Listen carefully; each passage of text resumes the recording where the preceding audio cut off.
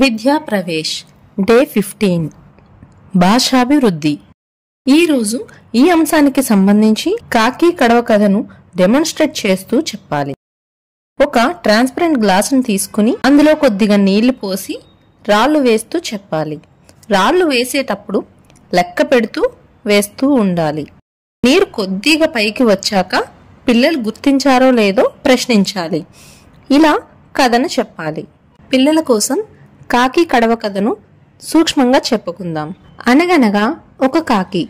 ఆ కాకికి ఒకరోజు చాలా దాహం వేస్తుంది. ఎండాకాలం కావడం చేత ఎండలు మండిపోతున్నాయి. దాహాన్ని తట్టుకోలేక కాకి చాలా బాధపడుతుంది. అటూ ఇటూ ఎగురుతూ చుట్టుపక్కల నీటి కొరకు చూసింది.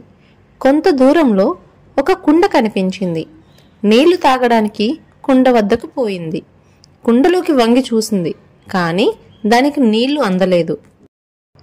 కాకి ఆ నీళ్లు ఎలాగైనా తాగాలి అనుకుంది. ఒక ఉపాయం కోసం ఆలోచిస్తూ చుట్టుపక్కల చూసింది.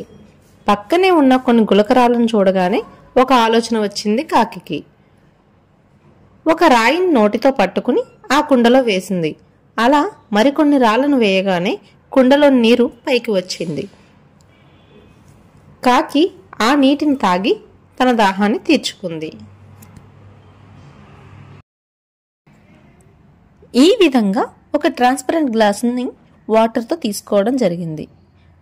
ఎంతవరకు వాటర్ తీసుకున్నామో దాన్ని ఈ విధంగా మార్కింగ్ చేయడం జరిగింది.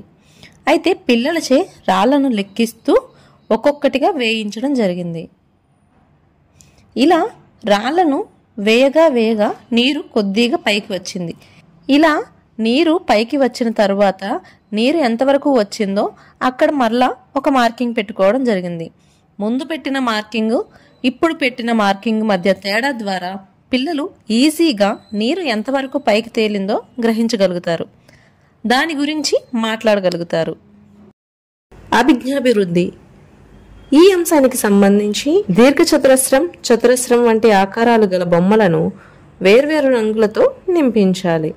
విద్యార్థులకు ఒక చార్టుపై దీర్ఘచతురస్రం, చతురస్రం ఆకారాలను గీసి వారికి ఇచ్చి దానిలో 2 రంగులను ఇచ్చి దీర్ఘచతురస్రానికి ఒక రంగు, చతురస్రానికి ఒక రంగు నింపమని చెప్పాలి. ఈ కృత్యం ద్వారా విద్యార్థులు దీర్ఘచతురస్రాన్ని, చతురస్రం గల ఆకారాలను ఎంతవరకు అవగాహన చేసుకున్నారో మనం అంచనా వేయవచ్చు.